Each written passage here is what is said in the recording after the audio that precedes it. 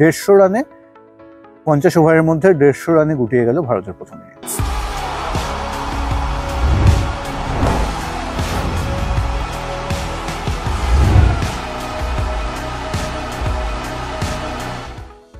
নমস্কার, উইলো উইলে আপনাদের সকলকে আবার স্বাগত জানাই।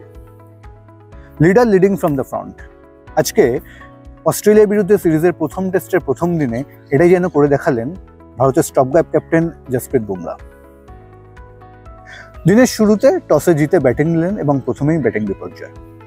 পরপর ফিরে গেলেন যশস্বী জয়সওয়াল, দেবদত্ত পাডিক্কল, বিরাট কোহলিরা। খানিকটা প্রতিরোধ এলো কেএল রাহুল, ঋষভ পান্ত এবং অভিষেককারী অলরাউন্ডার নীতিশ রেড্ডির থেকে। আর ফলস্বরূপ আর সেই সময় ম্যাচে অবশ্যই অ্যাডভান্টেজ অস্ট্রেলিয়া। ঘরের মাঠে সিরিজে বিপক্ষকে সিরিজের প্রথম দিনে দুটো সেশনের মধ্যে 150 অল আউট করে দেওয়া গেছে। এর থেকে ভালো শুরু আর কি হতে পারে। কিন্তু এই অবস্থায় থাকা ম্যাচটাকে দিনের শেষে বেশ খানিকটা ভারতের দিকে ঘুরিয়ে দিলেন জসপ্রীত বুমরা।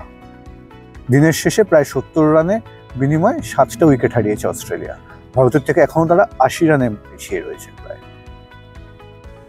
প্রথম স্পেলে 3টে উইকেট এবং তারপরের স্পেলে 1টা উইকেট নিয়ে নির্দ্বিধায় ম্যাচটা ভারতের দিকে ঘোরালেন জসপ্রীত বুমরা। স্লিপ কর্ডনে যদি তার বলে ক্যাচ না পড়তো, দিনের শেষ বলে তিনি যদি বলের কাছে পৌঁছতে পারতেন, হয়তো উইকেট সংখ্যা বাড়লেও বাড়তে পারত। তবে তিনি শুধু একা নন, তাকে যোগ্য সঙ্গত করলেন মোহাম্মদ সিরাজ এবং অভিষেককারী বোলার হর্ষিত রানা। এই হর্ষিত রানা, যার স্কোয়াডে জায়গা পাওয়া নিয়ে বহু সমালোচনা হয়েছে, বহু কথা হয়েছে, উইলেও কথা হয়েছে, গৌতম গম্ভীর সামনে প্রশ্ন করা হয়েছে এদেরকে নিয়ে। কিন্তু সেই হর্ষিত রানা ভবিষ্যতে ভারতের হয়ে কি পারফরমেন্স করবেন বা ধারাবাহিকভাবে পারফরমেন্স করতে পারবেন কিনা সেটা সময়ই বলবেন। কিন্তু আজকের দিনটায় অন্তত তিনি যথেষ্ট নম্বর পেলেন। হ্যাঁ, তিনি হয়তো বাকি দুজন বোলারের থেকে তুলনায় এক্সপেন্সিভ, কিন্তু যেভাবে তিনি বলটা করলেন আজকে, যে ভঙ্গিমায় তিনি ট্রেভিস হেডকে আউট করলেন, সেটা অবশ্যই মনে রাখার মতো অভিষেক। একই রকমভাবে মনে রাখার মতোই একটা অভিষেক করলেন আজকের এই দিনেও নীতিশ রেড্ডি। এখনও তিনি বল করার সুযোগ পাননি, কিন্তু তিনি ব্যাট হাতে দলের সর্বোচ্চ স্কোরার।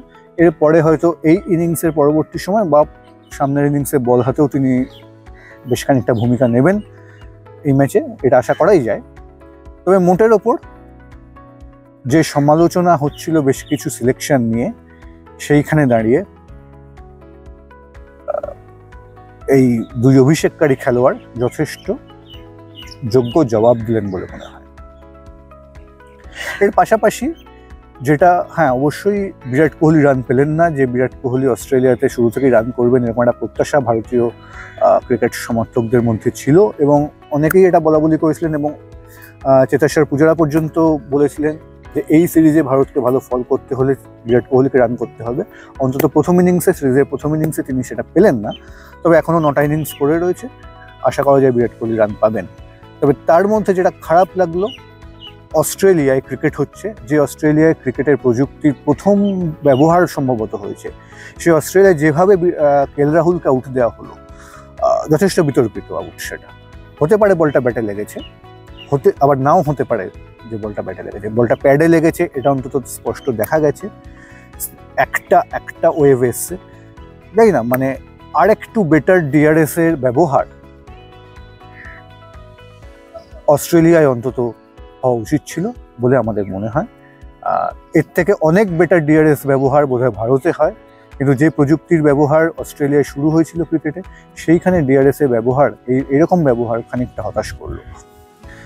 ওই গুরুত্বপূর্ণ সময় কেএল রাহুল যদি আউট না হতেন বা কেএল রাহুল অফ ফর্মে থাকা অবস্থায় আজকে ইনিংস শুরু করতে নেমে যেভাবে ব্যাট করছিলেন, তাতে মনে হচ্ছিল একটা ভদ্রস্থ রান তার কাছ থেকে আসতে পারে। এবং সেইখানে দাঁড়িয়ে যখন ভারতের একটা ব্যাটিং বিপর্যয় হয়েছে, সেখানে কেএল রাহুলের উইকেটটা কিন্তু গুরুত্বপূর্ণ হয়ে যেতে পারে।